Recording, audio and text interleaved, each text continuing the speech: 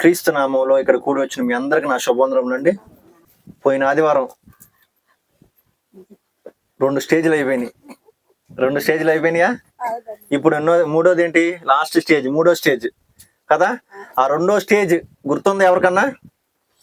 సరే, మొదటి స్టేజ్ గుర్తుందా? మొదటి స్టేజ్ గుర్తుంది కదా. ఏంటది అది? వాళ్ళని కొట్టేసి బావిలో పడేసి తీసుకెళ్ళి ఏం చేశారు? అమ్మేశారు. అమ్మేసిన తర్వాత అక్కడ వరకు ఫస్ట్ స్టేజ్. 2వ స్టేజ్ 17వ సంవత్సరం నుండి 30వ సంవత్సరం వరకు, 17వ సంవత్సరం నుంచి 30వ సంవత్సరం వరకు ఇదేంటిది? 2వ స్టేజ్. ఈ 2వ స్టేజ్ లో మనం ఏం నేర్చుకున్నాము? ఎక్కడికి వెళ్ళి పడ్డాడు? తీసుకెళ్లి బుర్రల బొట్టలు కాదు, ఫస్ట్ 3వ స్టేజ్ లో బుర్రల బొట్టలు పడ్డాడు. కానీ 2వ స్టేజ్ లో ఎక్కడ పడ్డాడు? ఫోతీఫూర్ దగ్గర పడ్డాడు. ఫోతీఫూర్ అక్కడ పడిన తర్వాత అక్కడ దేవుడు ఈయనకి తోడై ఉన్నాడని ఆయన యజమాని తెలుసుకొని మొత్తం ఏం చేస్తాడు? ఏసేపుకి అప్పగించేస్తాడు. ఆ తర్వాత సాతాను ఉండిద్ది కదా. ఏం చేసింది సాతాను? అతని భార్య ఉంది కదా, అతని భార్య రూపంలో వచ్చి ఏమని శోధించింది? నాతో శయనించము, నాతో పాపము చేయము అని చెప్పి. అలా పాపం చేయమని చెప్పిన తర్వాత నేను పాపం చేయను అని చెప్పి ఏం చేస్తాడు? దూరంగా వెళ్ళిపోతాడు. వెళ్ళిపోయిన తర్వాత ఈమెం చెప్పిద్ది? నన్ను బలవంత పెట్టాడు, నాతో పాపం చేయమని చెప్పాడని చెప్పి ఎవరికి చెప్పిద్ది? తన భర్తకు చెప్పిద్ది. ఆ భర్త ఏం చేస్తాడు? చివరికి కోపంతో తీసుకెళ్ళి ఏం చేస్తాడు? జైల్లో పడేస్తాడు. పడేసిన తర్వాత మళ్ళీ అక్కడ ఏం జరిగింది? అక్కడ కూడా దేవుడు అతనికి తోడై ఉన్నాడు. తోడై ఉన్న తర్వాత 2 వ్యక్తులు, పానదాయకుడు, భక్షదాయకుడు, వీళ్ళిద్దరికి కళ్ళ భావం చెప్తాడు. భావం చెప్పిన తర్వాత ఇది గనక మీకు జరిగితే జ్ఞాపకం చేసుకోండి అంటాడు. ఇది జరిగింది, అంతేనా? వాళ్ళు జ్ఞాపకం చేసుకుంటారా చేసుకోరా? వాళ్ళు చేసుకోరు. చేసుకోకుండా ఎన్ని సంవత్సరాలు గడిచిపోయింది? 2 సంవత్సరాలు అయిపోయింది. 2 సంవత్సరాలు అయిపోయింది. ఇక్కడ వరకు గుర్తుంది కదా. అది ఇప్పుడు 3వ స్టేజ్లోకి అడుగు పెడుతున్నాం మనం. లాస్ట్ స్టేజ్, ఇది ఫైనల్ స్టేజ్. 3వ స్టేజ్లో అడుగు పెడుతున్నాం. ఆది కాండం 41వ అధ్యాయం. ఆది కాండము 41వ అధ్యాయం 1 నుంచి మనం ఒకసారి చదువుకున్నాము. నేను చదువుతాను, మీరు వినండి, సరేనా? ఆది కాండము 41వ అధ్యాయము. 2 ఏండ్లు గడిచిన తర్వాత ఫరో ఒక కల కనెను. ఈ ఫరో ఎవరు? ఐగుప్తు దేశానికి రాజు. ఈ ఐగుప్తు దేశానికి రాజు. ఈ యేసేపుకున్న స్పెషాలిటీ ఏంటి? కలల భావం చెప్తాడు. వాళ్ళ చెరసాలలో ఉన్న వాళ్ళు ఎవరైతే ఉన్నారో వాళ్ళ కలల భావం చెప్పాడు. ఒకళ్ళేమో చచ్చిపోయాడు, పానదాయకుడైన అతను బ్రతికిపోయి మళ్ళా తన ఉద్యోగం తనకు వచ్చేసింది. ఈయనేం చేశాడు? 2 సంవత్సరాలు గుర్తుపెట్టుకున్నాడా? గుర్తుపెట్టుకోలేదు, మర్చిపోయాడు. చేసిన మేలుని ఏం చేశాడు? మర్చిపోయిన తర్వాత దేవుడు మరి మర్చిపోతాడా? మనిషి మర్చిపోయాడు కానీ దేవుడు మర్చిపోతాడా? దేవుడు మర్చిపోడు. ఆ పానదాయకుడు జస్ట్ గిన్నెందించేవాడు, రాజుకి గిన్నెందించేవాడు, అంతే. దేవుడు ఏం చేశాడు తెలుసా? రాజుకే కలలు తప్పించాడు. దేవుడు ఏం చేశాడు? రాజుకే, అరా నువ్వు మర్చిపోవచ్చురా, నువ్వు మర్చిపోయామేమో, కానీ నువ్వేం భయపడాల్సిన అవసరం లేదు. నేను ఎవరిని వాడుకున్నాను? రాజుని. నేను రాజులకు రాజు, ప్రభువులకు ప్రభు. ఎవరో? మన యేసుక్రీస్తు, అంతేనా? ఈయన రాజుకే మళ్ళా కళ్ళగనిచ్చాడు. కళ వచ్చింది, చూద్దాం ఏం కళ చూద్దాం ఒకసారి. ఆయన ఏమన్నంటే 2 ఏండ్లు గడిచిన తర్వాత ఫరో ఒక కల కనెను. అందులో అతడు ఏటి దగ్గర అంటే ఒక నది దగ్గర నిలుచుండగా చూపునకు అందమైనవియు బలిసినవియునైన 7 ఆవులు ఏటిలో నుండి పైకి వచ్చుచు జమ్ములో మేయుచుండెను. వాటి తరువాత చూపునకు వికారమై చిక్కిపోయిన మరి 7 ఆవులు ఏటిలో నుండి పైకి వచ్చుచు ఏటి ఒడ్డున ఆవుల దగ్గర నిలుచుండెను. అప్పుడు చూపునకు వికారమై చిక్కిపోయిన ఆవులు చూపునకు అందమైన బలిసిన ఆవులను తినివేయుచుండెను. అంటే ఏంటంటే ఒక కళ వచ్చింది. ఏం కళ వచ్చిందంటే ఆయన ఏటి ఒడ్డున ఉన్నప్పుడు ఆ నదిలో నుంచి 7 బలిసిన ఆవులు వచ్చినాయి అంట. 7 బలిసిన ఆవులు వచ్చి బయటకు వచ్చేసి ఏం చేస్తున్నాయి అంటే జమ్ము గడ్డిలో అంటే తింటున్నాయి, తన గడ్డి తను తింటున్నాయి. అదే విధంగా ఇంకొక సైడ్ ఏమైనాయి అంటే 7 బక్క చిక్కిన ఆవులు, అంటే అస్సలకి తిండి లేకుండా అవి మనకి ఒళ్ళంతా ఇప్పుడు ఎలా కనిపించింది, బోన్స్ కనిపిస్తాయి చూసారు లోపల. బోన్స్ ఎలా కనిపిస్తాయి, తిండి లేకపోతే చాలా చిక్కిపోయినట్టు కనిపిస్తాం కదా, అస్థిపంజరం లాగా. 7 బయటకు వచ్చినాయి అంట. అవి కూడా ఏం చేసినాయి, ఇప్పుడు ఈ చిక్కిపోయినవి ఉన్నాయి చూసారు, ఇదేం చేసిన అంటే బలిసిన ఆవులు ఏదైతే ఉన్నా తినేసినాయి అంట. ఈ చిక్కిపోయినవి బలిసిన ఆవులు తినేసినాయి అంట. ఇది ఎంత భయంకరమైన కళ కదా. బలిసిన ఆవులు తినేస్తే అంతలో ఫరో మేలుకున్నాడు, ఒక్కసారిగా మేలుకున్నాడంట. ఇదేంట్రా ఇంత భయంకరమైన కళ వచ్చింది, ఎక్కడైనా బలిసిన ఆవులు బక్క చిక్కిన ఆవులు కొడితే అంత దూరం వెళ్ళిపోతాయి, ఇదేంది ఇక్కడ బక్క చిక్కిన ఆవులు బలిసిన ఆవులు తినేసినాయి అని చెప్పి మళ్ళా చీచి పీడకలు వచ్చింది, మనం ఏం చేస్తాం, పీడకలు వచ్చింది తూతూ అని కొట్టుకొని కళ్ళ గడుక్కొని మళ్ళీ వచ్చి పడుకుంటాం. అట్లాగే పడుకున్నాడు. అతను నిద్రించి 2వసారి కలకన్నాడంట. ఒకసారి కలకంటమే కదా, రెండోసారి కలకనేను. అందులో మంచి పుష్టి గల 7 వెన్నులు ఒక దంటును పుట్టిచుండెను, మరియు తూర్పు గాలి చేత చెడిపోయిన 7 పేల వెన్నులు వాటి తరువాత మొలిచెను. అప్పుడు నిండైన పుష్టి గల 7 వెన్నులను ఆ పేల వెన్నులు మింగివేసెను. అంతలో ఫరో మేలుకున్నది కళ అని గ్రహించును. మళ్ళా రెండోసారి సేమ్ అదే కళ. ఒక చెట్టుకి మంచిగా, మీకు అర్థమవటం కోసం, ఒక చెట్టుకి మంచిగా బలిసిని అంటే మంచిగా వెన్నులు అంటే తెలుసు కదా, అవన్నీ ఒక్కసారిగా వచ్చేసినాయి అన్నిటికీ. 7 వెన్నులు బలిసినవి. అదే విధంగా తూర్పుగాలి చేత మళ్ళా ఏమైనాయి, బక్క చిక్కిపోయినాయి. సేమ్ అదే. ఈ బక్క చిక్కిపోయిన ఏం చేసినాయి, ఆ బలిసిని తినేసినాయి. అంటే పుష్టిగా ఉన్న వాటిని తినేసినాయి. మళ్ళీ అతను రెండోసారి మేలుకున్నాడు, కలకన్నాడు. ఇది కళ అని అనుకున్నాడు. అంటే ఇక్కడ ఈ 2 కళల్లో మనం చూసినట్లయితే బక్క చిక్కినవి, బలిసినవి. బక్క చిక్కిని ఏం చేస్తున్నాయి, బలిసిని తినేస్తున్నాయి. ఇలా 2 కళలు ఒక్కసారి వచ్చినాయి అనుకోండి, మనకేమనిపించింది, ఏదో కీడు జరగబోతుందని మనకే అనిపించదా? అదేంటారు ఎమ్మటి ఒకే మీనింగ్, ఒకే అర్థం ఒకటే, కానీ వేరు కళలు వచ్చినాయి. అప్పుడు మనమైతే ఏం చేస్తాం, మనమైతే ఏం చేస్తాం చెప్పండి, పొద్దున్నే వచ్చి పాస్టర్ గారు ఫోన్ చేసి, పాస్టర్ గారు ఇలా 2 సార్లు కళ్ళు వచ్చినాయండి, ఏందండి దీని భావం అంటాం కదా. ఇక్కడ కూడా ఆయన అదే అన్నాడు. చూడండి ఒకసారి, అక్కడ పాస్టర్ గారు లేరు, ఇక్కడ చూడండి ఒకసారి, ఇక్కడ ఎవరున్నారో చూద్దాం. తెల్లవారినప్పుడు అతడు మనసు కలవరపడిన గనుక అతడు ఐగుప్తి శకున గాండ్రుని అందరినీ అక్కడ విద్వాంసులందరినీ పిలువనంపి ఫరో తన కళను వివరించి వారితో చెప్పెను. గాని ఫరోకు వాటి భావమును తెలపగల వాడు ఎవడనూ లేకపోయెను. మనమైతే ఏం చేస్తాం, పొద్దున్నే లేచి గబగబా ఫోన్ తీసుకొని పాస్టర్ గారు ఫోన్ చేసి, పాస్టర్ గారు ఇలా కళ్ళు వచ్చినాయండి, నాకు దాని భావం చెప్పండి, నా మనసంతా కలవరంగా ఉంది అంటాం. ఇప్పుడు సంతోషమైన కళ వచ్చింది అనుకోండి, ఆ రోజంతా ఎలా ఉండిద్ది చెప్పండి, మీకు చాలా సంతోషంగా ఉండిద్ది. అప్పుడు కష్టాలు వచ్చినాయి అనుకోండి, ఆ కష్టాలు కూడా మీకు బాధ, ఏడుపు రాదు, మీకు ఏమొచ్చిద్ది, సంతోషమే వచ్చిద్ది. అది మీరు పొద్దున్నే బాధగా లేచారు అనుకోండి, సంతోషమైన వార్త వచ్చినా కానీ మీ మనసులో ఏమొచ్చిద్ది, బాధ వచ్చేసిద్ది, దిగులు వచ్చేసిద్ది, కలవరం వచ్చేసిద్ది.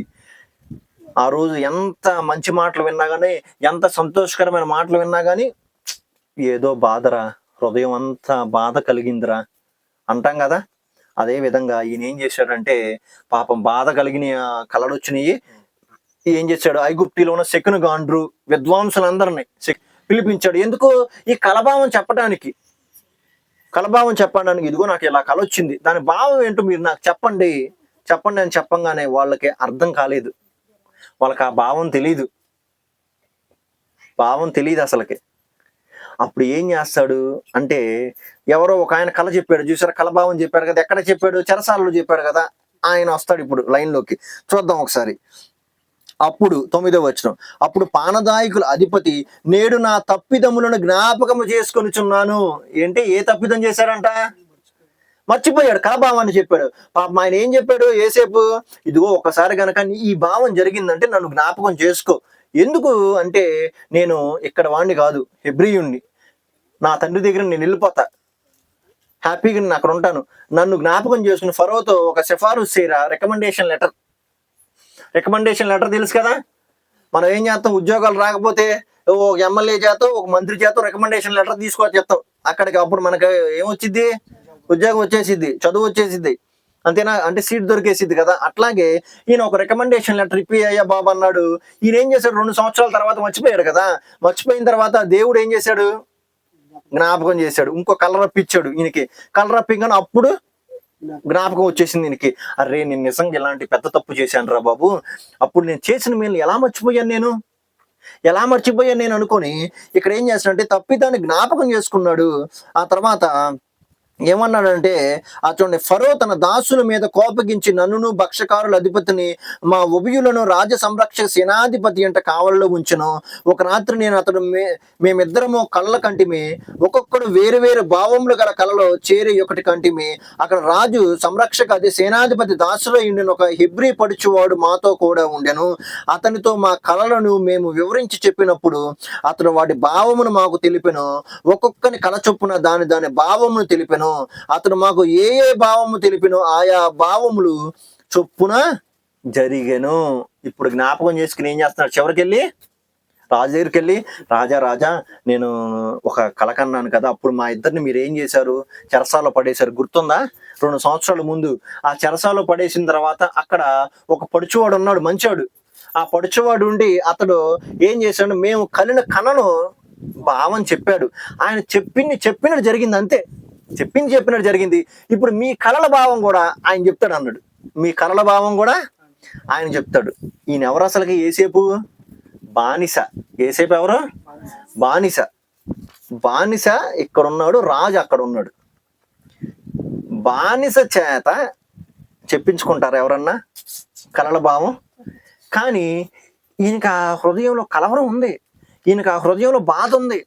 ఆ బాధను తీర్చాలి కదా ఎవరో ఒకరు, మరి బాధను తీర్చాలి. ఈయన జ్ఞాపకం చేసుకున్నాడు, వెళ్ళాడు, మాట్లాడాడు. ఆ తర్వాత రాజు ఏమంటున్నాడంటే 14 వచనం చూడండి, ఫరో ఏసేపును పిలవనంపను అంటే ఏసేపును ఏం చేశాడు, పిలుచుకురా. ఏసేపును పిలుచుకురాను కాబట్టి చెరసాల్లో నుండి అతను త్వరగా రప్పించిరి. అతడు క్షౌరము చేయించుకుని మంచి బట్టలు కట్టుకుని ఫరో యొద్దకు వచ్చాను. అంటే రాజు దగ్గరికి రావాలంటే ఎలా ఉండాలి? నీట్గా ఉండాలి. అంటే 2 సంవత్సరాలు, ఇన్ని సంవత్సరాలు గడిచిపోయిన తర్వాత అతను క్షౌరం పెరిగిపోయిందిగా. ఎట్లా ఉండిద్ది? లేడీస్ మొత్తం లాగా ఇక్కడ దాకా ఉండిద్ది. బట్టలేమో ఏ ఖైదీలు కొత్త బట్టలు ఇస్తారా, అయ్యే ఉత్తుకొని వేసుకుంటా ఉంటాడు, అంతేనా? ఇంకా మరి రాజు దగ్గరికి రావాలంటే మరి ఆ స్మెల్ వచ్చింది కదా. ఆ స్మెల్ రాకుండా ఉండడానికి ఏం చేశారంటే మంచిగా కటింగ్ చేయించి మంచిగా స్నానం చేయించి బట్టలు వేసుకొని రాజు దగ్గర నిలబెట్టారు. రాజు దగ్గర నిలబెట్టంగానే రాజు మళ్ళీ కళభావాన్ని మొత్తాన్ని అతను వివరిస్తాడు. ఇదిగో ఏసేపు, నాకు ఇలా కళ్ళు వచ్చినాయి, దాని భావం నువ్వు చెప్పు అనగానే ఏసేపు అప్పుడు ఏమంటాడంటే చూడండి, ఎక్కడ 25వ వచనంలో ఏసేపు ఇలా అంటాడు. అందుకు ఏసేపు, ఫరో కనిన కళ ఒక్కటే. ఫరో గారు, రాజుగారు, మీరు కనిన కళ ఒకటే. 2 కళలు కన్నారు కదా, ఆ 2 కళల భావం ఒకటే. ఆ 2 కళలు ఒకేలా జరుగుతాయి. తాను చేయబోచున్నది ఫరోకు తెలియజేసిన అంటే ఆయన దేవుడు ఏమి చెయ్యాలనుకుంటున్నాడో అది నీకు తెలియజేస్తున్నాడు. ఈ 2 కళలు ఎందుకు వచ్చినాయో తెలుసా? 2 సార్లు ఎందుకు వచ్చినాయో తెలుసా? ఇది త్వరగా చేస్తున్నాడు. అందుకని ఈ 2 కళలు అనేవి మీకు ఫాస్ట్ గా వచ్చినాయి. 2 కళలు మీరు పడుకున్నారు, ఎమ్మటెమ్మటే వచ్చినాయి అని చెప్పంగానే వాటి భావం నేను చెప్తాను, ఒకసారి మీరు ఆలోచించండి అని చెప్తాడు. చూడండి ఏమని చెప్తాడంటే, అందుకు ఏసేపు, ఫరో కనిన కల ఒకటే, దేవుడు తాను చేయబోచున్నది ఫరోకు తెలియజేసిన. ఆ 7 మంచి ఆవులు 7 సంవత్సరములు, ఆ 7 మంచి వెన్నులను 7 సంవత్సరములు, కల ఒక్కటే. వాటి తర్వాత చిక్కుపోయిన వికారమై పైకి వచ్చిన 7 ఆవులను 7 సంవత్సరములు, తూర్పు గాలి చేత చెడిపోయిన 7 పీల వెన్నెలు, కరువు గల 7 సంవత్సరములు. నేను ఫరోతో చెప్పు మాట ఇదే, దేవుడు తాను చేయబోచున్నది ఫరోకు చూపించను. ఇదిగో ఐగుప్తు దేశమంతటి బహు సమృద్ధిగా పంట పండు 7 సంవత్సరములు వచ్చుచున్నవి, మరియు కరువు గల 7 సంవత్సరములు వాటి తర్వాత వచ్చును. అప్పుడు ఐగుప్తు దేశమందు ఆ పంట సమృద్ధి యావత్తును మరవబడును, ఆ కరువు దేశమును పాడు చేయును. దాని తర్వాత కరువు చేత దేశమందు ఆ పంట సమృద్ధి తెలియబడకపోవును, ఆ కరువు మిక్కిలి భారంగా నుండును.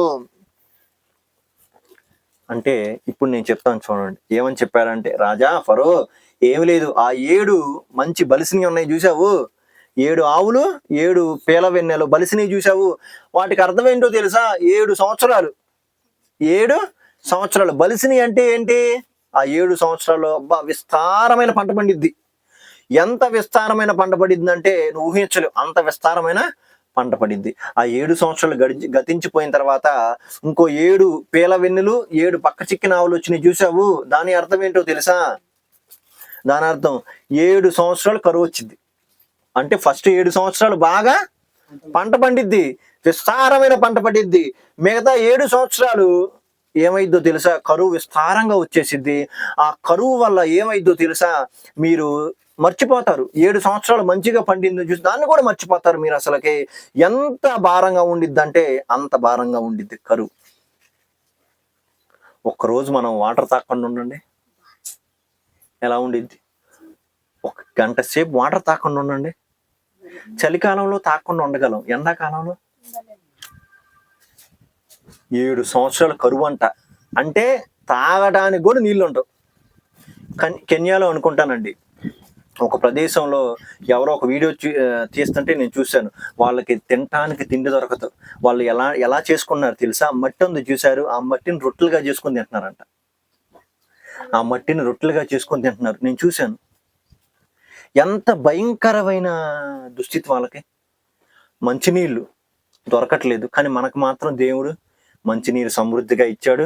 పంట మంచిగా పండుతుంది, ఆహారం సమృద్ధిగా మనకి దొరుకుతుంది. కానీ మనం ఏం చేస్తున్నాం? రెస్టారెంట్లోకి వెళ్ళి చూడండి, ఎంతమంది ఎన్ని విధాలుగా వేస్ట్ చేస్తారో తెలుసా? కుప్పలుగా పడిపోయి ఉంటాయి. మనం వృధా చేస్తాం కానీ బయట వాడికి పెట్టడానికి మనసొప్పదు. మనసొప్పదు. మోగ జంతువులుగా వాటికన్నా వేయటానికి కూడా మనకు మనసొప్పదు. కుక్కలకి వేయటానికి కూడా మనకు మనసొప్పదు. కావాలంటే డ్రైనేజీలో పడేయమా డ్రైనేజీలో పడేస్తాం, కానీ వాటికి కూడా అలాంటివి ఉండదు. కానీ మనకి నిజంగా కరువు వచ్చిందంటే ఎలా ఉండిద్ది? మనకు ఆ కరువు బాగా తెలుసా? తెలీదు కాబట్టి మనకేమవుతుందంటే మనం ఏం చేస్తున్నాం? వేస్ట్ చేసేస్తున్నాం ప్రతి ఒక్కదాన్ని. అది తెలిస్తే దాన్ని వేస్ట్ చేయగలుగుతామా? దాన్ని వేస్ట్ చేయలేం. మరి 7 సంవత్సరాలు కరువు చూడండి ఎంత భయంకరంగా ఉండిద్దని ఇక్కడ చెప్తున్నాడు. 1 సంవత్సరానికే మనం అల్లాడిపోతామే, 7 సంవత్సరాలు కరువు వచ్చింది అంటే ఇంకా ఎంత భయంకరంగా చూడండి. ఎంత భయంకరం, అంత భయంకరంగా ఉండిద్దని చెప్పి ఎవరు చెప్తున్నారంటే, ఫరోకి దేవుడు ముందుగానే కలలో చెప్పాడని చెప్పి యోసేపు చెప్తున్నాడు. రాజా ముందుగానే నీకు వివరిస్తున్నాడు. అప్పుడు మనం ఏమవుతాం చెప్పండి? అప్పుడు ఏమవుతాం? మనం అలర్ట్ అవుతాం. అవ్వా అక్కడ పెద్ద పాము ఉంది, అప్పుడు మనం ఏం చేస్తాం? వేరే దారి నుండి వెళ్తాం. లేదు అనుకుంటే ఏ దారి లేదు, అటే వెళ్ళాలి. అప్పుడు ఏం చేస్తాం? ఏదో ఒక ఆయుధం పట్టుకుని వెళ్తాం, దాన్ని చంపేద్దాం. అంతేనా? అంటే 1 2 చూసినా పారిపోతాం, లేదా ప్రొటెక్షన్ అన్న ముందు జాగ్రత్తగా ఉంటాం. ఇప్పుడు వీళ్ళు పారిపోవడానికి లేదు. ఎందుకు? ఐగుప్తు దేశమే వాళ్ళది. ఎక్కడికి పారిపోతారు వాళ్ళు? ఇంకా రెండోది ఆప్షన్ ఏంటి వాళ్ళకి? వేరే దారి ఏంటో ఎత్తుక్కుంటారు. ఈ కరువులో వేరే దారి ఏంటో అది కూడా మరి ఎవరు చెప్పాలి? దేవుడే చెప్పాలి. ఎవరి ద్వారా చెప్పేస్తున్నారు? వాళ్ళ దాసుడు ద్వారా చెప్పేస్తున్నాడు.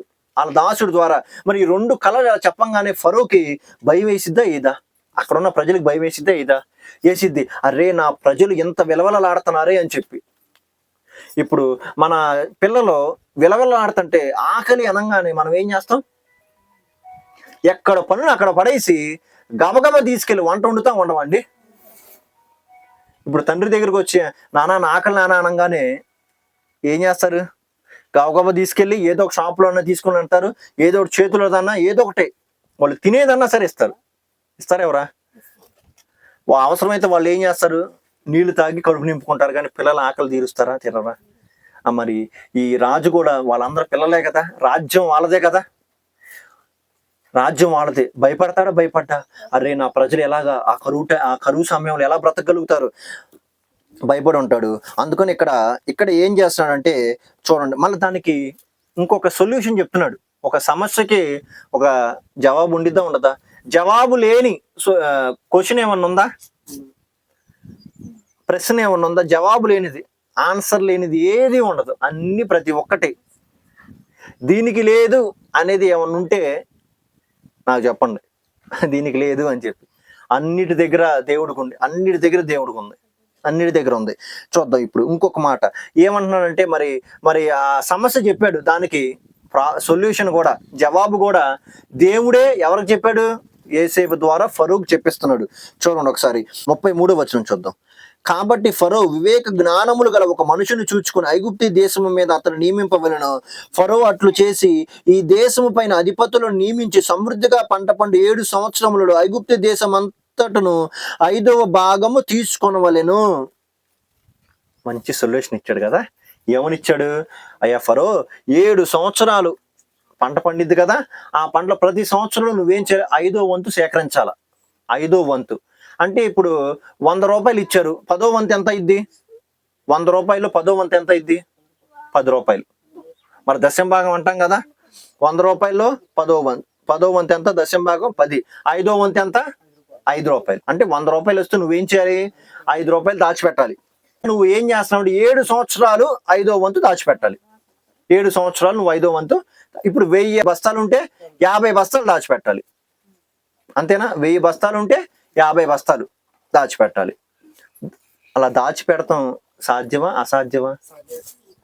సాధ్యమా? అసాధ్యం. 1 సంవత్సరం దాచిపెడతావు, 7 సంవత్సరాలు అంటే దేశం అంటే ఈ భారతదేశం మొత్తం ఎంత పెద్దగా ఉంటుంది? ఐగుప్తి దేశం కూడా.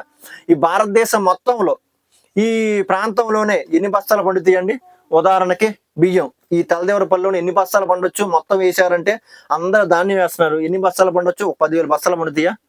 అంతకు మించి ఎక్కువ పండుతాయా? ఈ మరి 10,000 బస్తాలు ఇక్కడ ఈ ఒక్క ప్రాంతానికే, మరి మిగతా ప్రాంతాలకే కష్టం అయింది. కానీ అందుకని ఇక్కడ ఏమంటున్నా అంటే వివేకము జ్ఞానము గల వ్యక్తిని నియమించాలి. కానీ అసాధ్యమే, కానీ దేవునికి సాధ్యమేగా సమస్తము. ఈ భూమి అంతా అయిందే కదా. మనుషులకి అసాధ్యం, కానీ దేవునికి మాత్రం ఏంటి? సాధ్యమే. ఇక్కడ దేవుడు 10వ వంతు అని చెప్పాల, 5వ వంతు వరకే దాచిపెట్టమన్నాడు. 5వ వంతు వరకు దాచిపెట్టమనగానే ఇక్కడ ఇంకోటి చూద్దాము. రాబో ఈ మంచి సంవత్సరములలో దొరుకు ఆహారం అంతా సమకూర్చి ఆ ధాన్యము ఫరో చేతికి అప్పగించి ఆయా పట్టణములలో ఆహారమునకే భద్రము చేయవలెను. కరువు చేతి దేశము నశించిపోకుండా ఆహారం ఐగుప్తి దేశంలో రాబో కరువు సంవత్సరంలో 7 దేశమందు సంగ్రహముగా నుండునని ఫరోతో చెప్పాను. ఇవన్నీ దాచిపెడతావు కదా. 1 సంవత్సరంలో 5వ వంతు దాచిపెడతావు. అలా 7 సంవత్సరాలు దాచిపెట్టిన తర్వాత నెక్స్ట్ 7 సంవత్సరాలు కరువు వచ్చి చూసావు, అప్పుడు నువ్వు వాడాలా. మీకు అర్థమయ్యే విధంగా నేను ఇంకొక భాషలో మనం చెప్తాము. మీరందరూ పనులకు వెళ్తున్నారు. ఒక నెలకు వచ్చేసి ఒక 10,000 వస్తున్నాయి అనుకోండి. ఒక 10,000 మీ 10,000 వస్తున్నాయి. మీరు ఆ 10,000 ఖర్చు పెడతారా, లేకపోతే ఫ్యూచర్కి ఏమైనా దాచిపెడతారు కదా. ఒక 1000 రూపాయలను దాచిపెడతారు కదా. ఇల్లాలు పని ఏంటి? దాచిపెడతామే కదా. ఇచ్చిన పొదుపులో ఎందుకు దాచిపెడతారు? రాబో సంవత్సరాలు ఎట్లా ఉంటాయో మనకు తెలియదు. పిల్లల చదువు ఎలా ఉండిద్దో తెలియదు. అంతేనా? వాళ్ళు మంచిగా చదువుతున్నారు, కానీ మన దగ్గర డబ్బులు లేవు. అప్పుడు ఏం చేస్తాం? మన పరిస్థితి వాళ్ళు పనికి వెళ్ళండిరా అంటామనమా? అది అంటే ముందుగా ఎలాగైతే దాచిపెడుతున్నావో అలాగే ఇక్కడ ఏమని చెప్తుందంటే నువ్వు వచ్చిన సంవత్సరాలు 5వ వంతు తీసి నువ్వు దాచిపెట్టి మిగతా 7 సంవత్సరాలు కరువు సంవత్సరాలు వస్తాయి కదా, ఆ కరువు సంవత్సరాలు నువ్వు వాడాలంతే. నువ్వు కరువు సంవత్సరాలు వాడేవనుకో ఇంకా నీ ప్రజలు కరువు ఉండదు. హ్యాపీ అనగానే తర్వాత చూడండి ఏమన్నాడంటే 30 ఆ మాట ఫరో దృష్టికి అతని సమస్త సేవకుల దృష్టికి యుక్తమై ఉండేను గనుక ఎలా ఉంది? మంచిది అనిపించిందంట. బలా చాలా బాగుందిరా, నువ్వు చెప్పింది నిజంగా చాలా బాగుంది.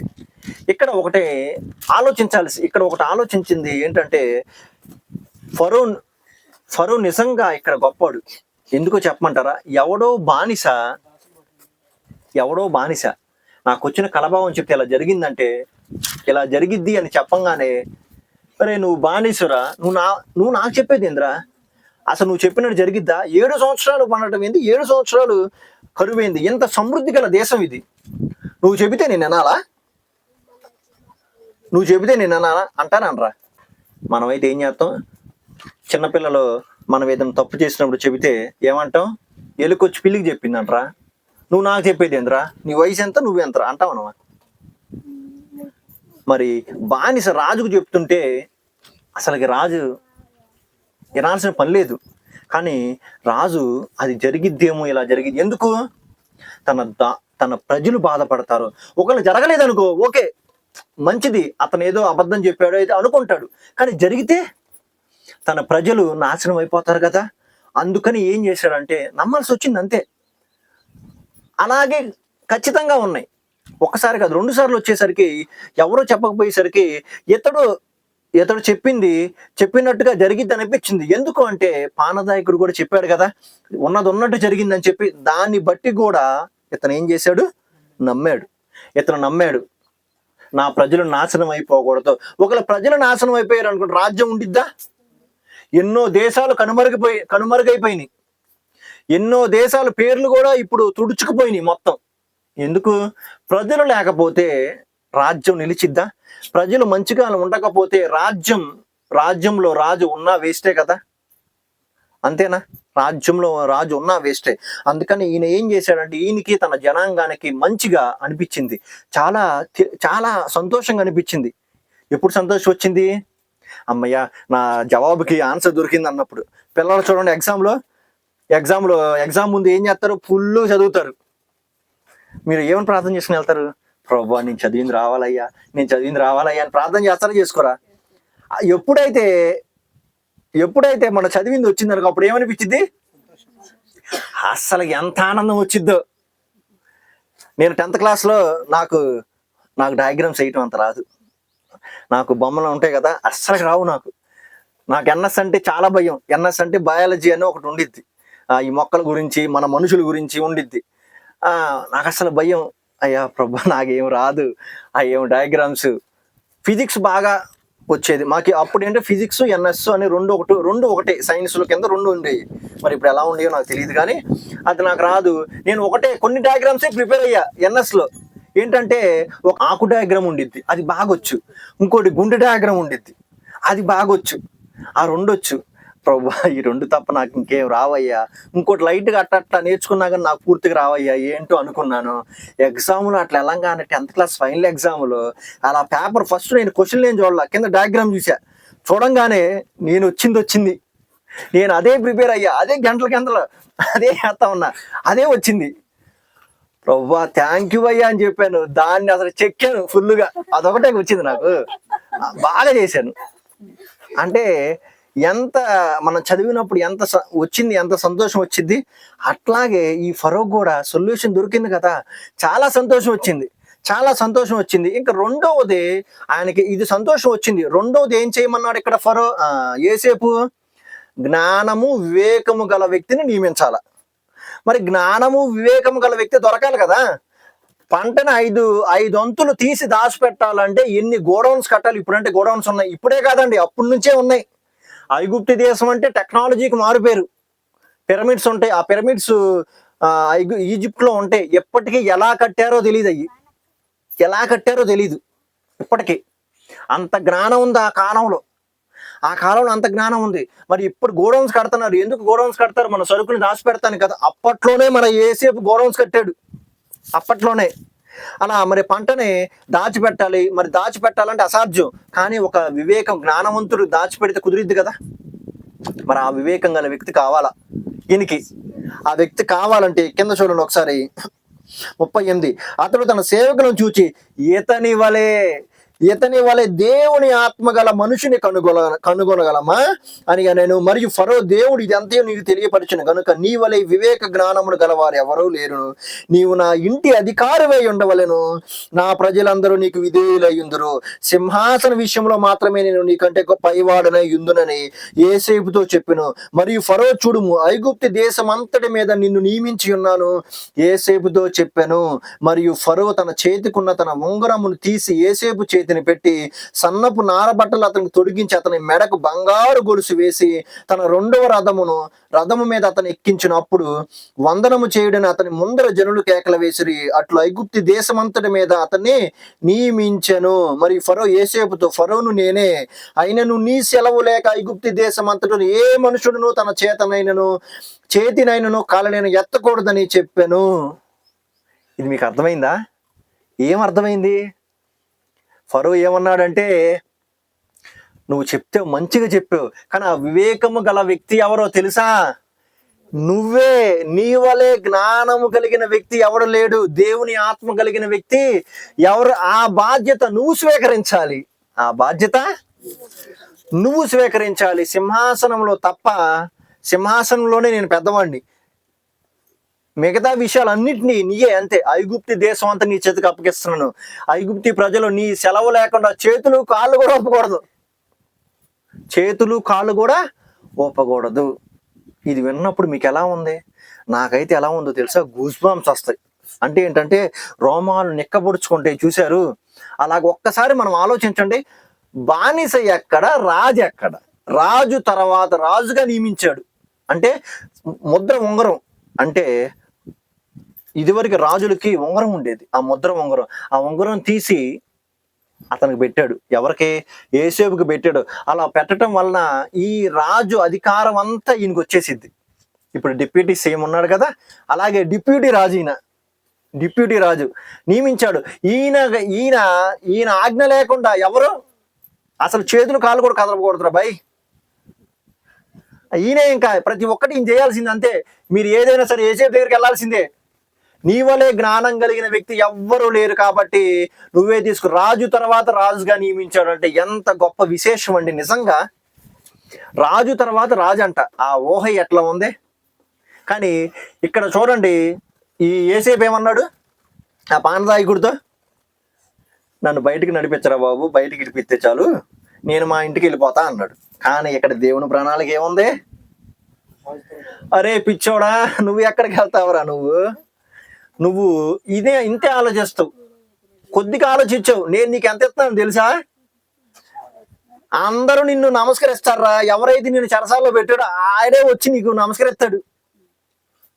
ఎవరైతే నిన్ను అవమానపరిచారో వాళ్ళందరూ నీ దగ్గరకు వస్తారు. ఇప్పుడు నీ దగ్గరకు వస్తారు. అది నా ప్రణాళిక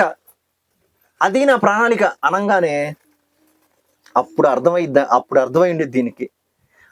బైబిల్ ఒక మాట ఉంటుంది, నా తలంపులు వంటివి కాదు నీ తలంపులు, నా ఊహలు వంటివి కాదు నీ ఊహలు. మనం ఎంత ఆలోచిస్తామో కొద్దిగా ఆలోచిస్తాం ఎంత, కానీ దేవుడు మనకి అంతగా ఆలోచిస్తాడు తెలుసా, ఎంత పెద్దగా ఆలోచిస్తాడు. మనం అందరం ప్రార్థన చేసి మనం ఏం చేస్తున్నామంటే, ఇప్పుడు ఉద్యోగం కావాల్సిన బిడ్డలు ఎంతో మంది ఉన్నారు కదా, వాళ్ళు ప్రార్థన చేస్తూ, ప్రభువా నాకు 10,000 పర్లేదయ్యా, సంవత్సరం గడిచిపోయింది, 2 సంవత్సరాలు గడిచిపోయింది, 10,000 పర్లేదయ్యా, మా అమ్మ వాళ్ళకి భారంగా ఉన్నానయ్యా, 10,000 ఇవ్వండి అని ఎంతో మంది ప్రార్థన చేసేవాళ్ళు చాలా మంది ఉన్నారు. 2 సంవత్సరాలు ప్రార్థన చేసి దేవుళ్ళో ఎదుగుతూ ఉన్నారు, దేవుడితో ఎదుగుతూ ఉన్నాడు. అప్పుడు దేవుడు, ఒరే పిచ్చోడా, నీకు 10,000 కాదురా, నీకు అంతకు మించేస్తానరా నేను అని ఒక్కసారిగా ఇచ్చిన తర్వాత అప్పుడు మీకేం అర్థమైద్ది? నిజంగా అయ్యా, నేను కొద్దిగా అనుకున్నాను, నువ్వు ఎంతగా ఆశీర్వదించావో నేను ఊహించలేనయ్యా, లెక్కలేనన్న ఆశీర్వాదం నాకు ఇచ్చావయ్యా అని చెప్పి దేవుడు మనతో మనం అనుకుంటాం. అంటే ఇక్కడ యోసేపుకి ఎందుకు ఇలా జరిగింది? యోసేపు నిజంగా అమితమైన భక్తి గలవాడా లేదా? దేవుడి మీద ఇష్టం కలిగిన వాడా లేదా? ఆ ఫరో కదా, పోతిఫరు భార్య గనక పాపం చేయమని ప్రోత్సహించింది, ఈయనే పాపం చేసినాడు, ఎవడూ లేనంత కదా ఇంట్లో, ఈయనే శయనిస్తే ఎంతగా వచ్చేవాడా లేదా? ఇంతకు వచ్చేవాడా?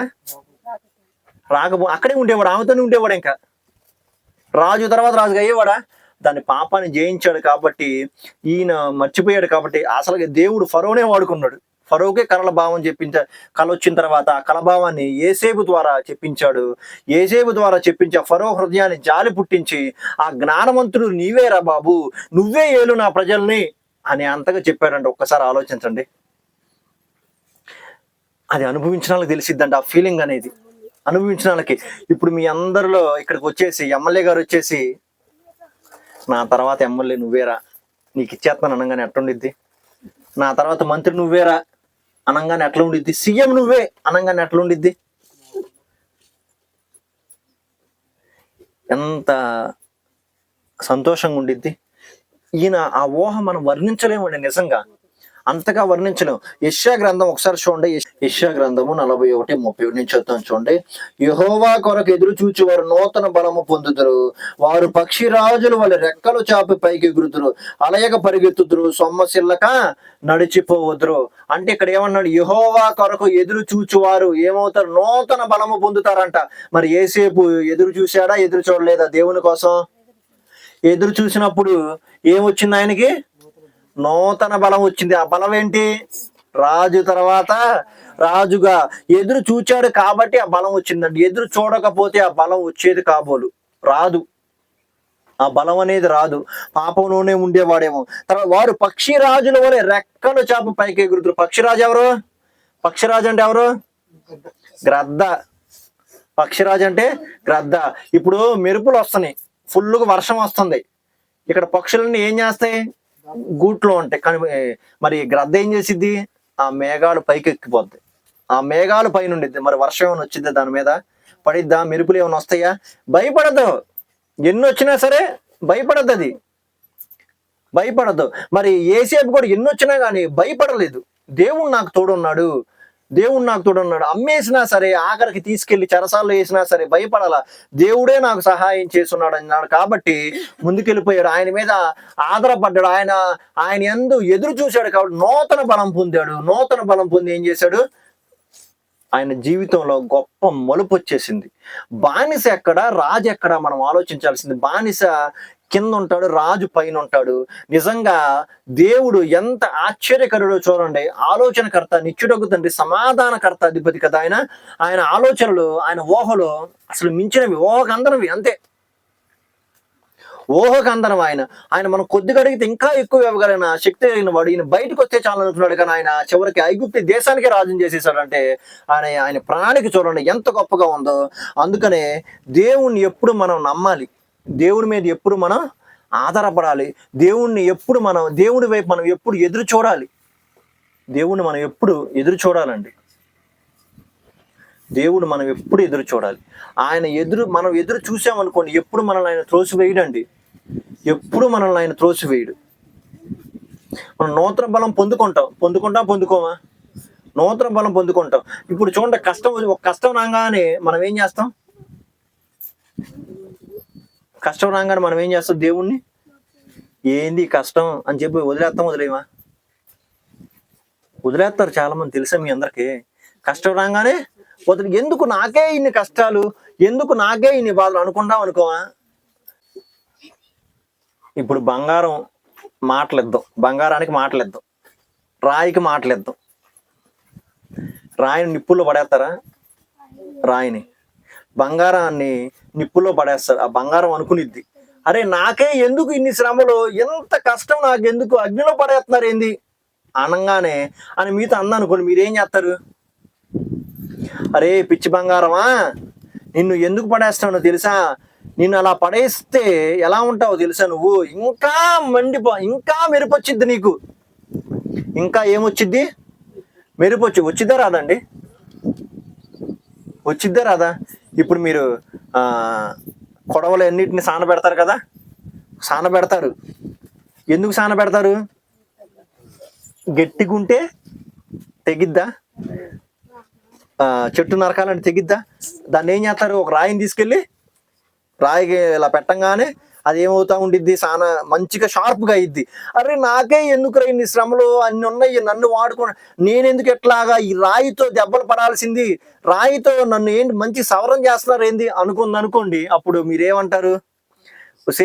నిన్ను ఇట్లా ఎందుకు చేస్తున్నాను తెలుసా? మంచిగా వాడబడటానికి, నువ్వు మంచిగా వాడుకోవటానికి, నిన్ను మంచిగా నరకటానికి నువ్వు అన్నిటినీ కొంచెం ఓర్చుకోవే అంటావు. మనం కొంచెం ఓర్చుకుంటే ఇంకా అద్భుతం జరిగిద్ది. అలాగే మన జీవితంలో కూడా కొంచెం ఓర్చుకుంటే ఇంకా అద్భుతం జరిగిద్ది. అందుకని మన కష్ట సమయాల్లో దేవుణ్ణి మనం అనుకుంటాం, ప్రభువా ఎందుకు ఈ శ్రమ అని చెప్పి. ఈ శ్రమ మనకు మంచికే. ఈ శ్రమ మనల్ని దేవుళ్ళో ఇంకా నడిపించింది. దావీదు భక్తుడు ఒక మాట అంటాడు, ఏమనంటే శ్రమ నాకు మేలాయనే అంటాడు. నాకు శ్రమ రావటం మేలైంది. ఎందుకు శ్రమ అంటే, ఈ శ్రమ రావటం వల్ల నేను ఇంకా నీలో ఎదుగుతున్నానయ్యా, ఇంకా ప్రార్థన చేస్తున్నాను, రోజు గంట చేస్తున్నాను. ఈ శ్రమ వచ్చి నాకు ఇంకా ఎక్కువ చేస్తున్నా, ఇంకా బైబిల్ ఎక్కువ చదువుతున్నా. అది నీ ఆత్మీయ స్థితికి మంచిదా కాదా? ఆత్మీయ స్థితికి మంచిది. అందుకనే శ్రమ నాకు మేలాయని అంటున్నాడు. అందుకనే ఆయన తలంపులు, ఆయన ఊహలు మనకు అందవు. మనకు అందవు. శ్రమ వచ్చినప్పుడు ఇంకా మనం ఎదురు చూస్తాం. అప్పుడు ఎదురు చూసినప్పుడు పక్షిరాజుల వలె రెక్కలు విప్పుతాం. ఇంకా పక్షిరాజు ఎలాగా? ఏసేపు వలె అదృష్టవంతులు అవుతాం. ఇప్పుడు చూడండి, తంతె బుర్రలు బుట్లు పడ్డాడు అనొచ్చా? ఈ మాటకి అనొచ్చు అనకూడదా? ఆయన బుర్రలు బుట్లో పడటానికి ఎన్ని శ్రమలు అనిపించాడు? ఎన్ని సంవత్సరాలు అండి? ఎన్ని సంవత్సరాలు? 13 సంవత్సరాలు. 13 సంవత్సరాలు అంట. 1 కాదు, 2 కాదు, 3 కాదు, 13 సంవత్సరాలు ఎన్ని శ్రమలు అనుభవించాడు. ఆ 13 సంవత్సరాలు గడిచిపోయిన తర్వాత 30వ సంవత్సరం వచ్చింది. ఏమయ్యాడు అప్పుడు? బుర్రి బుట్టలో పడ్డాడు. ఆ శ్రమ అంతటిని మర్చిపోయాడు. 9 నెలలు తల్లి కష్టపడింది, బరువును మోసింది, కష్టపడిద్ది. ఆ ప్రసవించే టైంలో ఎంత నొప్పి ఉండిద్దో నేను అనుభవించలేదు, నాకు తెలియదు. కాబట్టి మీరు చూశాను, మీరు తల్లులు కాబట్టి మీ అందరికి తెలుసు, మాకేం తెలియదు, మేము చూస్తాం అంతే. మీరు అనుభవించిన తర్వాత ఒక్కసారి బిడ్డ బయటకు వచ్చిన తర్వాత ఆ బాధని గుర్తుపెట్టుకుంటారా, మర్చిపోతారా? మర్చిపోతారు. ఎందుకు? నా బిడ్డ నాకు వచ్చాడరా అని చెప్పి, అంతేనా? అదే విధంగా ఈ యేసేపు కూడా మర్చిపోయాడు. 13 సంవత్సరాల కష్టం అండి.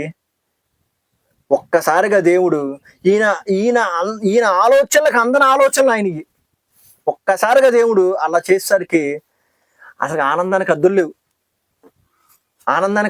ఇంకా ఈ స్థలం ఇప్పుడు ₹1,00,00,000 అమ్ముడుపోయింది. అప్పుడు ఏమంటారు? అన్నం తింటామా? అన్నం ఏమైంది? ఏమైనా అనగానే ఆకలేదు, కడుపు నిండిపోయింది అంటాం. ఆ ₹1,00,00,000 చూసుకొని చచ్చిపోతాం. కానీ ఈయన మాత్రం అంత ఆనందపడి ఉంటాడు. ఇంకా సంతోషం, ఎంతో సంతోషం. ఆ తర్వాత ఇదంతా జరిగింది. మరి ఇంకొకటి బాకీ ఉంది. ఇంకొకటి బాకీ ఉంది. ఏం బాకీ అది? ఫస్ట్ వాళ్ళ అన్నల కళలు చెప్పాడు, గుర్తుందా? ఏమని చెప్పాడు కళలో? ఏరా మీరందరూ నాకు సాగిల పడతారా, నీ పనుల నా పనులకు వచ్చి సాగిన బండిరా, ఆ నక్షత్రాలని సూర్యచంద్రులని నాకు సాగిల బండిరా అని చెప్పాడు. చెప్పిన తర్వాత ఆ ద్వేషంతో ఈ కళలో ఏమవుతారని చంపేసి వెళ్ళిపోతాం అనుకున్నాడు. చివరికి ఇష్మాయిల్ సంతానానికి అప్పగించేశాడు కదా. ఆ కళ మిగిలిపోయింది కదా, బ్యాలెన్స్. మరి మిగిలిపోలేదా? దేవుడు ఆయన ఒక్కొక్కసారి మన కళ ఇచ్చాడంటే అది నెరవేరకుండా ఉండిద్దా? తప్పకుండా నెరవేరుద్ది. మరి అది నెరవేర్చాలి కదా. ఆయన ఒక మాట అంటాడు, ఆకాశము భూమి యొక్క గతించిన కదా నా మాటలు ఎన్నడూ గతించవు. ఆయన చెప్పాడు. మరి ఇది బాకీ ఉండాలంటే ఏం చేయాలి? ఈయన రాజు అవ్వాలి. రాజు చేసేసాడు. అప్పుడు ఏం చేశారంటే 7 సంవత్సరాలు ఫుల్లుగా పంట పండేసింది. 7 సంవత్సరాలు ఫుల్లుగా పంట పడింది. అందులో 5% పక్కన పెట్టాడు, తీసేశాడు, అయిపోయింది. తర్వాత 7 సంవత్సరాలు ఏమొచ్చింది? కరువు వచ్చింది. ఆ 7 సంవత్సరాలు కరువు వచ్చినప్పుడు అన్ని దేశాలకే కరువు వచ్చింది, కానీ ఒక్క దేశానికి కరువు రాలా. ఏ దేశం అది? ఐగుప్తు దేశం. ఐగుప్తు దేశంలో ఏముంది? పంట ఉంది కదా, విస్తారమైన ధాన్యం ఉంది. అప్పుడు వీళ్ళకి తెలిసిద్దా? కరువు తెలియదు. అందరికీ కరువు ఉందని తెలిసిపోయింది. అందరు ఏం చేశారంటే, వీళ్ళకి ఇక్కడ ఐగుప్తు దేశంలో పంట ఉంది, డబ్బులు ఇచ్చి మనం కొనుక్కుందాం అని చెప్పి వాళ్ళ అన్నలందరూ వస్తారు. అప్పుడు ఏం జరిగిందంటే, వాళ్ళందరూ వస్తారు. వాళ్ళ అన్నలు ఏం చేశారు? యేసేపును గుర్తుపట్టలేదు. యేసేపు మాత్రం వాళ్ళ అన్నలందరినీ గుర్తుపట్టి ఏం చేశాడంటే, మధ్యలో ఒక భాషని నేను ఇంగ్లీష్లో మాట్లాడానుకోండి, తర్జుమా చేసే వాళ్ళు తెలుగులో మీకు ఉంటారు కదా, అలాగే అతను మధ్యవర్తిలో ఉండి ఆయన ఏం చెప్తారంటే, గుర్తుపట్టి మీరు గూఢచారులు అంటాడు. మీరు అందరిని జైల్లో పడేస్తా అంటాడు, భయపెడతాడు. అయ్యో రాజా, నేను గూఢచారిని కాదయ్యా, ఇదిగో నాకు 12 మంది ఉన్నారు, ఒకడు చనిపోయాడు, ఇంకొకడు మా నాన్న దగ్గర ఉన్నాడయ్యా, 10 మంది మేము వచ్చామయ్యా అనగానే, లేదురా మీరు గూఢచారులు రా అనగానే వీళ్ళందరూ సాగిలు పడరా, అరే బాబు నీకు దన్నవరా ఆయన, గూఢచారులు కాదురా ఆయన అన్నారు. సరే అయితే నువ్వు ఒక తమ్ముడు ఉన్నాడు అన్నావు కదా. అలా చెప్పంగానే వీళ్ళందరూ దండం పెట్టేశారు. అరే బాబు నేను కాదండి అని అనగానే వీళ్ళందరూ, అప్పుడు యేసేపు ఏమంటాడో తెలుసా? ఏమంటాడంటే, సరే అయితే నేను నమ్ముతున్నాను, మీ కొరకు పంట తీసుకెళ్ళిపోండి, తినండి కొంచెం, అంటే ధాన్యం అంతా తీసుకెళ్ళండి. మీరు ఏం చేస్తారంటే, ఈ 10 మందిలో ఒకరు నా దగ్గర ఉండాలి. ఒకరు నా దగ్గర ఉండి ఆ 12వ వాడు ఉన్నాడు చూసారు, ఆడు తీసుకురండి. ఎందుకు 12వ వాడిని తీసుకురమ్మన్నారంటే, ఈ 12వ వారు ఎవరో? ఈ తమ్ముడు, సొంత తమ్ముడు, ఒకే తల్లికి పుట్టిన తమ్ముడు, రాహేలు కదా, వాళ్ళ తల్లి పేరు రాహేలు. తీసుకురమ్మంటే, మరి వీళ్ళు 10 మంది వెళ్ళిపోతే మళ్ళీ వెనక్కి వస్తారా? రారు. అందుకని ఏం చేశాడంటే, అందులో ఒకరిని తీసుకుని దాంట్లో పెట్టాడు, చెరసాల్లో పడేశాడు. మీరు వెళ్ళండిరా, ఇప్పుడు 9 మంది వెళ్ళి వాళ్ళు తీసుకొస్తే నేను విడిచిపెడతా, లేకపోతే విడిచిపెట్టను అన్నాడు. అది అయిపోయిన తర్వాత కొన్ని సంవత్సరాలు గడిచిపోయింది. తిన్న తర్వాత అంటే 1 సంవత్సరం గడిచిపోయినట్టుంది. తిన్న తర్వాత వాళ్ళ తమ్ముడిని తీసుకొస్తారు. తీసుకొచ్చి ఈయన ఇంకేం చేస్తాడంటే, ఆ ఏడుపు ఆపుకోలేకపోతున్నాడు. ఎవరు? యోసేపు. ఎందుకు వాళ్ళ తమ్ముడు అన్నాలు కదా, ఏడుపు కాపుకోలేకపోతున్నారు. వాళ్ళందరికీ భోజనాలు పెట్టిన తర్వాత వాళ్ళందరికీ భోజనాలు పెడతాడు. పెట్టిన తర్వాత అక్కడున్న మనుషులందరిని బయటకు వెళ్ళిపోయి అంటాడు. అక్కడున్న మనుషులందరూ బయటకు వెళ్ళిపోయి ఈ 12 మంది ఉంటారు. అప్పుడు ఏమంటాడంటే, అప్పుడు అనే మాటలు భలే ఉంటాయండి. చూడండి ఒకసారి 45వ అధ్యాయంలో 45. అప్పుడు యోసేపు తన యొద్ద నిలిచిన వారందరి ఎదుట తను అణుచుకొన జాలక నా యొద్ద నుండి ప్రతి మనిషిని వెలుపలికి పంపి వేయుడని బిగ్గరగా చెప్పెను. యోసేపు తన సహోదరులను తను తెలియజేసుకున్నప్పుడు ఎవరునూ అతని యొద్ద నిలిచి ఉండలేదు. అప్పుడు ఏం చేశాడు? అన్నలో మీరు భయపడాల్సిన అవసరం లేదురా, నేనే యోసేపు, నేనే యోసేపు. అప్పుడు ఎట్లా ఉండిద్దండి?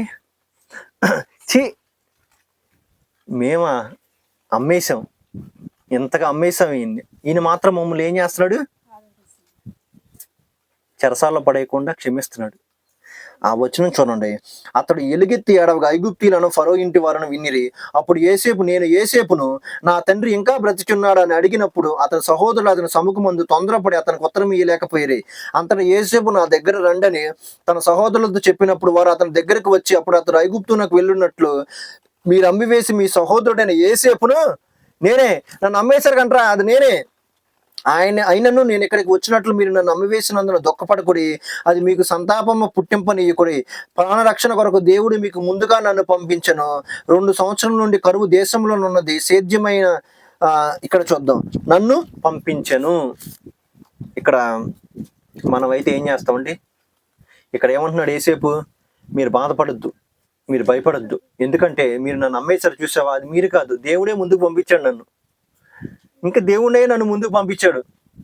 ఆ మాట నిజంగా మనం అంటామండి? ఏమంటాం మనం చెప్పండి? ఎరా నన్ను మర్చిపోయినట్టున్నావు, నువ్వు నన్ను చెరసాల్లో గుంటలో పడేసి అమ్మేశాను, నువ్వు గుర్తుందా? నా లక్కు బాగుండి, నా టైం బాగుండి నేను ఇప్పుడు రాజునయ్యా, ఇప్పుడు నా సేవకులు అయ్యారా మీరు? ఇప్పుడు చెప్తాను రా మీ అందరి పని, ఇప్పుడు చెప్తా మీ అందరి పని, కక్ష అంతా తీర్చుకుంటా నేను. ఎందుకు? ఈయన రాజు తర్వాత రాజు, ఈయన ఏది చెప్తే అది, సైనికులారా రండి వీళ్ళందరూ చెరసాల్లో పడేయండి, కొట్టుడు కొట్టండి, కొడతారా, పెచ్చ కొట్టండి, కొడతారా. అయినాక నేనేమంటున్నాడు? మీరేం భయపడద్దు, ఇది అంతా మన మంచి కోసమే, మన మంచి కోసమే. చూడండి, ఆయన చేసిన మేలును గుర్తుపెట్టుకున్నాడు కానీ చేసిన కీడును గుర్తుపెట్టుకోలే యోసేపు. యోసేపు చేసిన కీడును గుర్తుపెట్టుకోలే. ఇలా మనం ఉండాలండి, యోసేపు లాగా మనం ఉండాలి. ఎందుకంటే ఆయనకి ఎంత కీడు చేసినా కానీ ఆయన మేలే చేశాడా, కీడు చేశాడా? ఆయన మేలే చేశాడండి, మేలే చేశాడు. ఆయనకి ఉన్న అధికారాన్ని బట్టి వాడుకొని వాళ్ళ అన్నలందరినీ కొట్టి చెరసాలలో వేసి చిత్రహింసలు పెట్టల, వాళ్ళ అన్నలందరినీ క్షమించాడు. క్షమించి ఇంకా 2 సంవత్సరాలు ఇంకా భారంగా ఉందన్నా, మీరందరూ ఇక్కడికి వచ్చేసేయండి, మీరందరూ ఇక్కడికి వచ్చేసేయండి, తండ్రిని తీసుకొని ఇక్కడికి వచ్చేసేయండి, ఇక్కడ నేను పోషిస్తాను, మీ అందరినీ ఇక్కడ పోషిస్తాను, ఫరోకు చెప్తాను, ఇక్కడ నేను పోషిస్తాను అని ఎవరికి చెప్తారు? అన్నలకు చెప్తాడు. నిజంగా ఎంత గొప్ప మనసు అండి, ఎంత గొప్ప మనసు. ఇంకొక మాట మనం చూసినట్లయితే, పోతీఫూర్ భార్య చెరసాలో పడేయడానికి కారణమైంది. ఈయన రాజు అయిన తర్వాత ఆయన తీసుకెళ్ళి చెరసాలో పడేయాల. ఆయన అట్లా ఏం చేయలే. ఆమె సచ్చిందిలే పోనీ, అలా చేయటం వల్లనే కదా నాకు ఎట్లా వచ్చింది, అలా చేయటం వల్లనే నాకు ఇలా అదృష్టం వచ్చింది, మా అన్నలు ఇలా చేయటం వల్లనే నాకు ఇక్కడ రాజుగా మారాను, లేకపోతే మారేవాడా? అక్కడ ఉన్నప్పుడు ఆయన కలభావం ఎలా నెరవేరదా? ఎట్లా నెరవేరదు కదా. ఇక్కడికి తీసుకొచ్చాడు దేవుడు, తీసుకొచ్చినా కానీ శ్రమలలో నుండి నడిపించినా కానీ దేవుడు తోడై ఉన్నాడు. తోడై ఉన్న తర్వాత తన జీవితాన్ని మార్చేసి గొప్ప అద్భుతం చేశాడు. కాబట్టి ఆయన ఇవన్నిటిని జ్ఞాపకం చేసుకున్నాడు.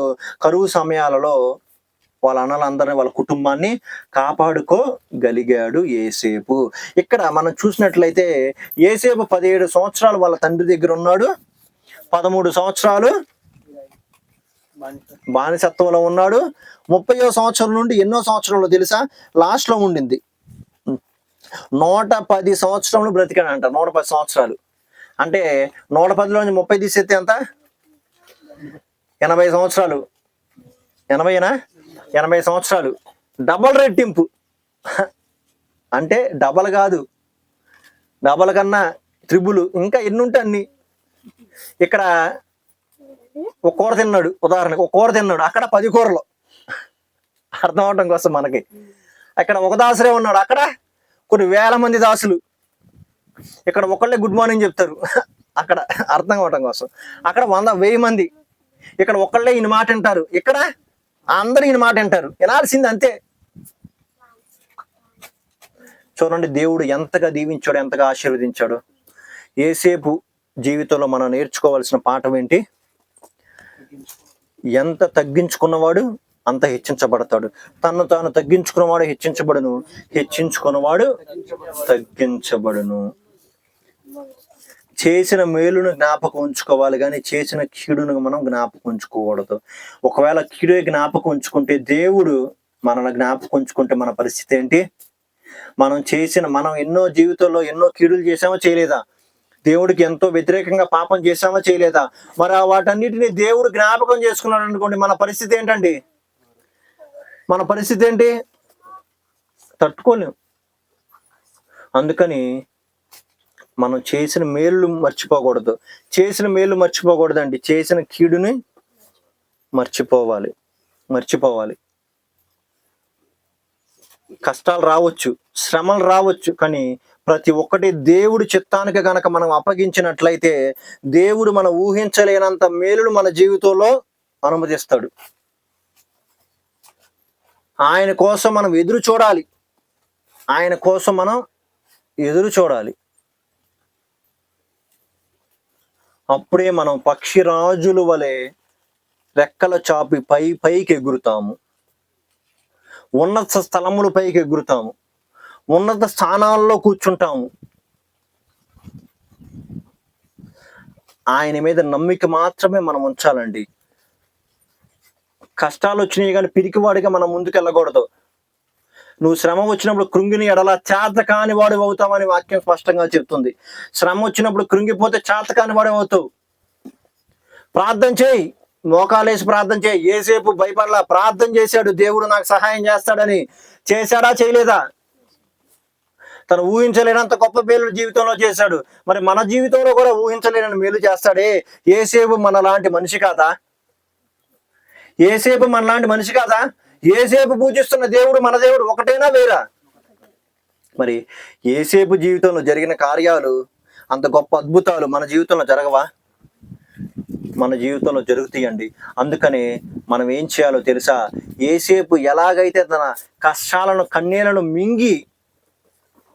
కన్నీటిని మింగి చెప్పుకోవడానికి కూడా ఎవరు లేరు. ఇక్కడ యోసేపుకి చెప్పుకోవడానికి కూడా ఎవరు లేరు, మన ఎవరు లేరు, దేవుడికే చెప్పుకున్నాడు.